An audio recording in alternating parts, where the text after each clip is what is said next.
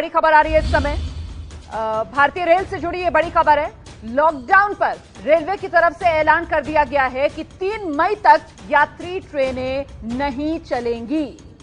3 मई तक देश में लॉकडाउन, और ऐसे में भारतीय रेलवे की तरफ से ऐलान कर दिया गया है। इंडियन रेलवेज ने ऐलान किया है कि अब यात्री ट्रेनें 3 मई तक नहीं चलेंगी। जुड़ी हुई खबर सबसे पहले आपको दिखाते हैं। पैसेंजर ट्रेन चलाने की तैयारी में रेलवे है। जी हां, 12 मई से इसकी शुरुआत होने जा रही है। आपको बता दें कि सिर्फ IRCTC पर ही टिकटों की बुकिंग होगी।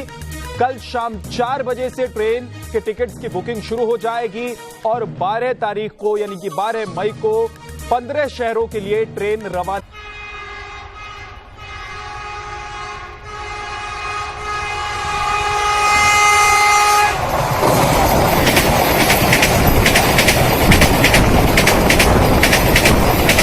जी बिल्कुल, देखिए रेलवे की तरफ से एक बड़ी खबर है क्योंकि 47 दिनों के बाद सामान्य सेवा शुरू होगी। हालांकि 15 ही ट्रेन चलेगी जो 15 स्टेशन को कनेक्ट करेगी।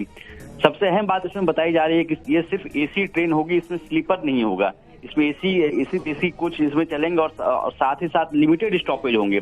इसमें स्टॉपेज सामान्य तौर पर जो स्टॉपेज होती है, अगर दिल्ली से कोई रांची आता है उस दौरान अगर 12 से 13 स्टॉपेज होते थे, उस स्टॉपेज को कम करके 4 से 5 स्टॉपेज करने की बात की जा रही है।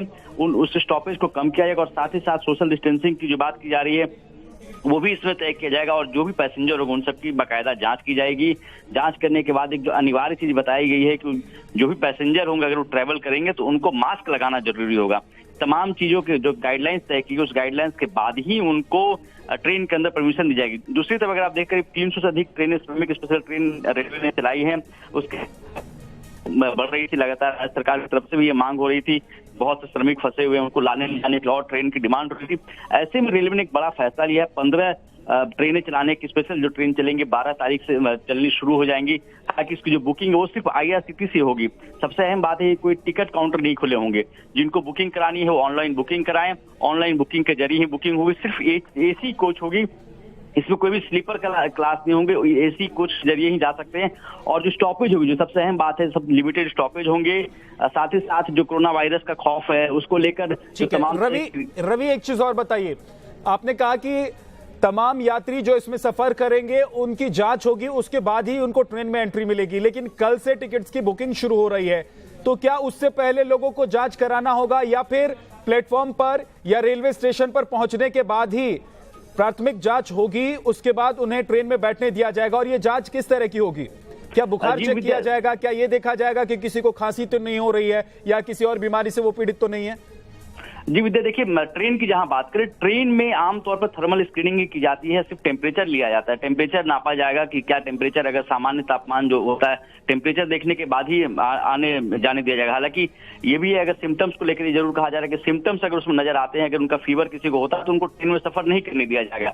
दूसरी जो अहम बात है, जिस प्रोटोकॉल अभी तक रेलवे ने जारी रखा था, 1 मई से जो करीब 300 से अधिक श्रमिक स्पेशल ट्रेन चलाई थी और जो प्रोटोकॉल उसमें था पैसेंजर्स को जाने के लिए कि उनको पहले उनकी जांच की जाएगी। अगर उनको फीवर है या अगर थर्मल स्क्रीनिंग में आता है कि उनको तापमान उनका ज्यादा है तो ऐसे उनको ट्रेवल नहीं करने दिया जाएगा।